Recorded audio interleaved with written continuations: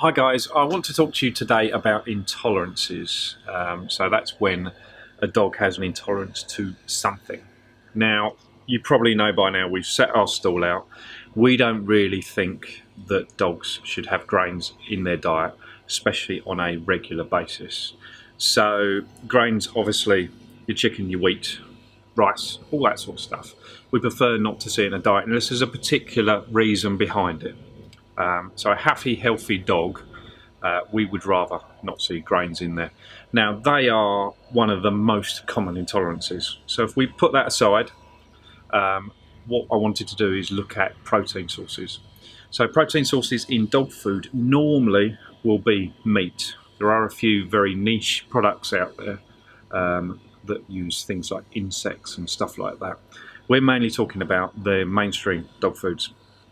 So the protein will be meat such as chicken or beef. Often you'll get foods that have mixed protein sources, so a bit of chicken and beef in there, or chicken and turkey, or fish, or something like that. Now, if you think that your dog has an intolerance to a particular protein source, the easiest thing to do is just cut it out, basically.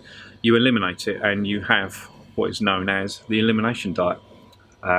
So that is, let's take chicken as an example. A lot of people will come in and say that their dog has an intolerance or an allergy or something to chicken.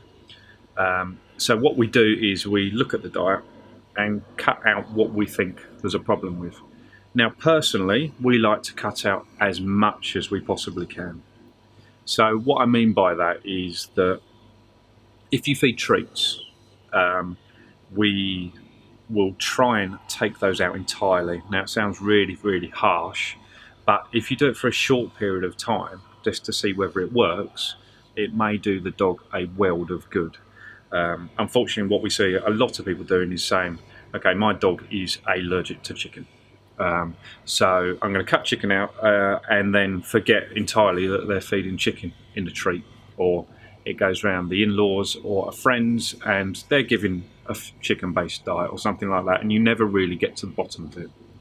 As you know, we like to make life easy for yourselves, so basically feed it as little things as possible. So let's take chicken as an example. We take it out of the diet entirely. We're obviously looking for a good quality food, so look for a protein source the dog maybe hasn't had before. Now, we've got a few products, there's loads on the market, but there's a few meats that make it slightly easier to do it with, just because they're not as common. So we've got things like this. This is venison based, and it's obviously raw.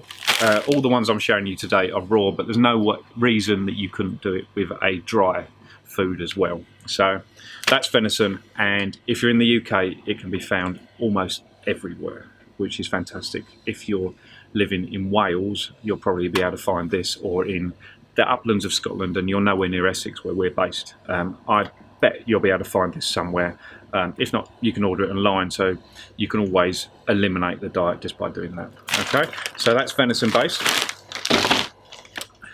You've got the nutriment rabbit, which is rabbit based. Now that works really well. So if you feed in the most common foods, obviously chicken, their turkey, their beef, things like that. Rabbit, obviously a completely different protein source, so that works really well. And these two I'm really, really excited about. So we've got goat and pheasant.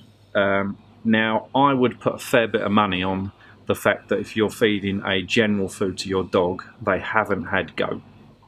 It's possible they have, but it's so uncommon in dog food. It's fantastic that Benefit have brought this out, and the same with pheasant. But if you want to be absolutely certain, I'd feed the goat. So